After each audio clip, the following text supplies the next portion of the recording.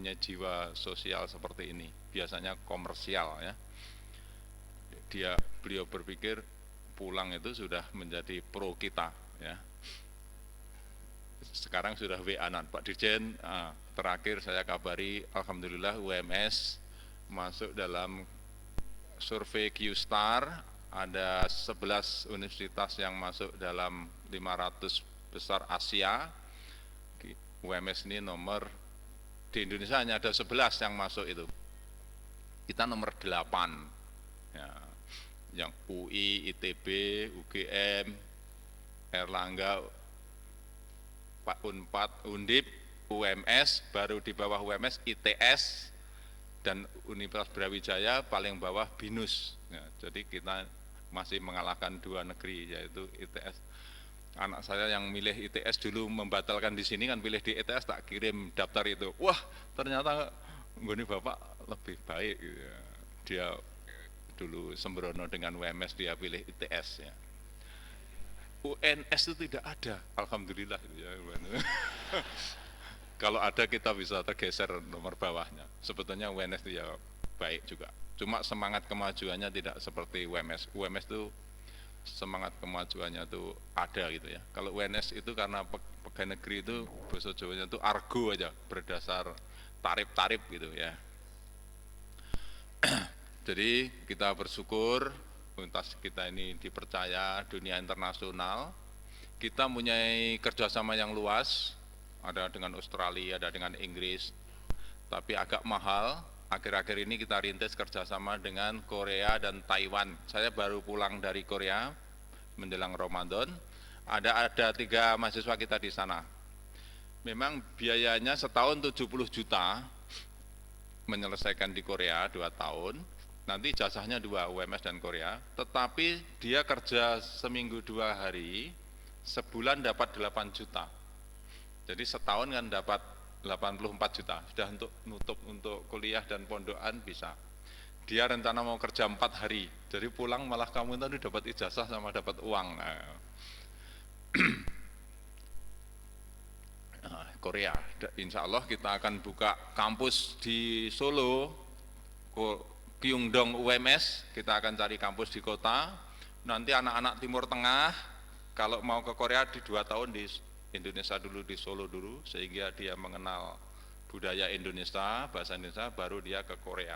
Jadi anak-anak ini menjadi anak-anak dunia, mengerti Arab, kultur Asia, Indonesia, dan kultur Korea.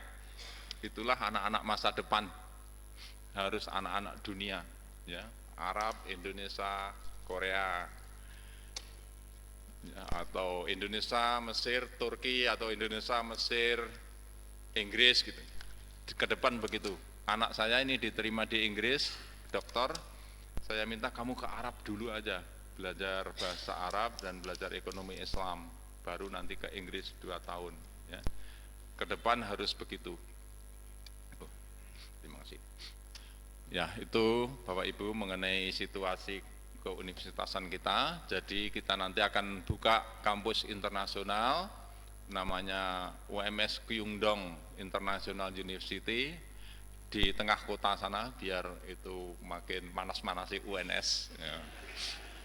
Kita taruh di gedung yang lantai 10, nanti akan punya gedung lantai 10, 6 untuk kedokteran gigi, 4 di atas untuk UMS Kyungdong Korea University, International University ya. Wah, UNS makin sumuk itu ya. Nanti lewat gitu. Nanti mohon doanya untuk supaya ini terrealisir ya. Kemarin sudah hitung-hitungan kos-kosan berapa di sini, hitung-hitungannya murah di sini. Jadi mengapa saya bilang Pak Rektor, sana Pak Rektor Kyungdong, kalau kamu taruh di Indonesia 2 tahun biayanya turun, karena SPP di sana 70 juta, saya bilang kami sanggup 70 juta itu 2 tahun bersama kos-kosannya, SPP-nya, jadi kan ngirit setengah, 50%-nya. Itu dosen kita sudah dibayar 3 kali lipat itu ya. Aslinya itu 1/4-nya aja nggak ada ya. Kita bilang setengahnya itu sudah hebat. Bapak Ibu, saya akan menyampaikan masalah kemajuan ya. Kemajuan atau dakwah berkemajuan. Muhammadiyah ini kurang polos. Berkemajuan kok berfilsafat, Prof. Tim. Berkemajuan kok hanya berfilsafat. Ali Syariati mengatakan, dunia berfilsafat 1000 tahun tidak ditemukan satu roda pun. Enggak ditemukan roda, jadi digotong aja kalau orang berfilsafat. Tapi begitu dunia mengenal teknologi kemajuan, ditemukan roda, terus bablas, temukan listrik, temukan mobil, temukan handphone, temukan pesawat. Jadi kalau mau berkemajuan jangan berfilsafat, jangan ilmu kalam saja, tapi harus ilmu ekonomi, ilmu industri. Jadi kemajuannya itu real. Kemajuan itu harus real. Begitu berkemajuan saya pergi ke Cina, ya, Pak Dahlan saya ajak, kita akan kerjasama membuat pabrik mobil. Hanya Universitas Muhammadiyah yang bisa melakukan, karena kita mempunyai 17 teknik mesin di Indonesia ini tersebar, mempunyai SMK mesin berapa puluh. Hanya Muhammadiyah yang bisa, negara nggak bisa. Kalau PTN itu berkelahi, satu dan lain berkelahi. Kalau Muhammadiyah bersatu, cuma bersatu nih orang ngopo-ngopo, ya ming bersatu tok aja ya. Bersatu nih orang ngopo-ngopo, bersatu harus ngopo-ngopo. Nggak pabrik mobil, saya buat proposalnya ke PP, saya nggak ada respon ya, nggak ada yang berani. Kalau saya PP-nya wani wae. Saya tuh pokoknya tabrak dulu urusan belakang ya. Program-program luar negeri itu tabrak dulu, nanti sanggup aja. Itu gedungnya di mana saya belum tahu, dengan kuyung ada saya bilang gitu. Terus baru ingat itu akan membangun Pak Marbuji 4 lantai. Saya bilang ada 4 lantai, baru teringat kemarin saya bilang. Semula saya bilang mau nyewa atau bagaimana ya di kota, ada sisa 4 lantai. Jadi saya bilang ada gedungnya ada. Tabrak urusan belakang, Prof. Tim ya. Jadi kalau kita mau bicara kemajuan, kita harus masuk ke dunia industri, ya, harus maju. Jadi kita harus memahami dakwah-dakwah ekonomi dan industri dan teknologi. Apakah itu Islami? Itu sangat Islami. Pernah seorang ulama menemui saya, Pak Bambang, nek dakwah nu ampun ekonomi, dakwah nu yo kitab ini ngaji, loh. Nek tarbiyah gitu tuh kayak dakwah ya, syariah gitu ya. Itu ayat ekonomi lebih banyak dari ayat tarbiyah dan ayat syariah. Ya, ayat ekonomi itu hampir 2000-an dari 6000 sekian itu. Sepertiga dari Quran itu ekonomi. Tapi kalau kita ekonomi itu kok ya adoh gitu ya. Itu bukan karena Islam tapi karena Jawa itu. Pengaruh Jawa. Orang Jawa itu orang patut nek ngerumbuk mas kawin. Islam bicara itu. Jadi Islam itu bicara uang itu enggak tabu. Bahkan kalau kamu menikah tidak jadi berkumpul, hanya raba-raba gitu. Kok enggak jadi itu mas kawinnya bayarnya separuh. Nek ora Islam ora ono itu tego ngomong begitu ya kan? Ora sido iki, wis mas kawinnya jaluk separuh terus pulang. Ngaten nggih Ustaz. Ustaz Najam, enten mboten? Ono, goleki Qur'ane. Pripun Ustaz? Monggo. Jadi agama Islam itu enggak apa-apa itu bicara uang itu ya. Hanya itu pengaruh Hindu dan Jawa aja, para ulama itu tidak, sekarang ini tidak bicara uang. Ulama-ulama yang dulu bicara uang. Ada kitab mengenai uang, mengenai fulus, kapan boleh mencetak uang, ya, menetapkan harga, kapan boleh menetapkan harga, kapan tidak boleh menetapkan harga. Jadi real, para ulama dulu itu bergulat dalam dunia yang real. Kalau ulama dulu hidup sekarang ya dia akan bicara bank, bicara kemajuan, bicara pabrik mobil, gitu, senjata, gitu. Harus begitu. Nabi itu bisnisnya juga kuda, pedang. Kalau sekarang itu rudal, tank gitu bisnisnya Nabi itu. Bisnis Islam itu biasanya minyak wangi, jilbab, kurma, kurma pun bukan kurma yang yang 2000-an itu ya kan. Di pojokan-pojokan masjid gitu, itu terus dibilang bisnis Islam ya. Kita ini degradasi. Nabi itu bisnisnya tuh kelas atas semua, komoditi atas waktu itu, kuda, ya, pedang itu sekarang kan rudal, kemudian pesawat gitu mestinya kan. Jadi kita ini didegradasi. Minyak wangi pun itu ya yang 2000 itu. Bagaimana begitu kok mau ya. Tapi alhamdulillah Muhammadiyah itu universitas teknik nuklir. Saya minta bisa nggak kita buka teknik nuklir, biar takut gitu loh dengan umat Islam. Wah, pedang mau melawan Amerika, lautnya itu berapa panjangnya itu dari sini ke sana itu, lautnya tuh kalau mau renang atau bagaimana. Jadi kapal Indo begitu, kapal Indo. Jadi Amerika juga gentar nuklir, teknik nuklir.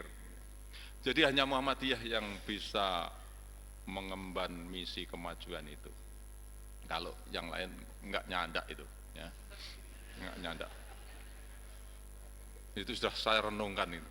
Wih, memang Muhammadiyah itu benar gitu ya, benar. Saya dulu waktu muda tuh menjelajah semua aliran-aliran itu. Setelah udah Muhammadiyah inilah yang paling benar, ya. Oke, ekonomi apa yang harus dibicarakan dalam ekonomi itu, yang harus dijaga itu sebetulnya. Yang pertama itu adalah harga. Ya. Harga. Nah, harga itu tinggi sekali, rakyat nggak bisa beli kan, jatuh miskin. Bagaimana pandangan ulama terhadap harga? Ya Nabi, ini harga mahal.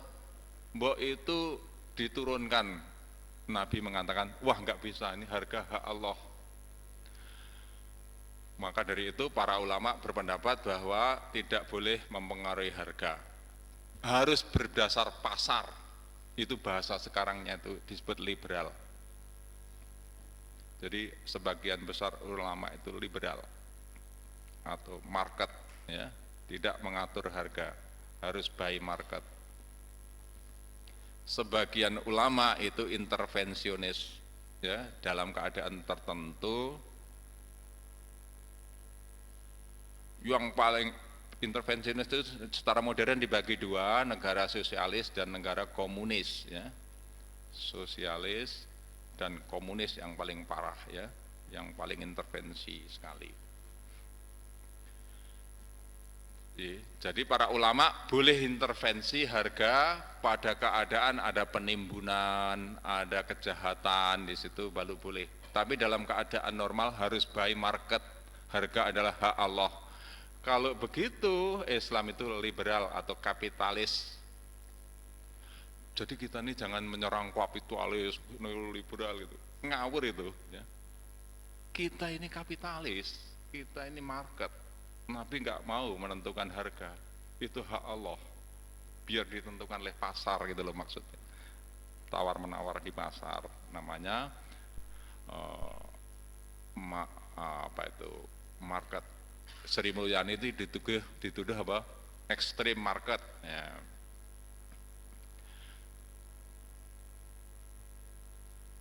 Jadi jangan mudah-mudah kita menuduh anti liberal, anti begini ya. Nanti kita bisa anti Nabi loh itu ya, karena Umar Kapra mengatakan hati-hati terhadap Barat karena mereka itu mencuri dari Islam dengan disembunyikan dasarnya, terus kita serang sendiri. Nah, di dunia ini ideologi ekonomi itu ada dua ya, kapitalis dan komunis. Kita anti komunis, tentulah kita lebih cenderung kepada kapitalis. Di dalam Quran dikatakan orang musyrik dan orang Yahudi itu sangat keras permusuhannya kepadamu. Yang kasih sayang kepadamu itu orang Nasrani,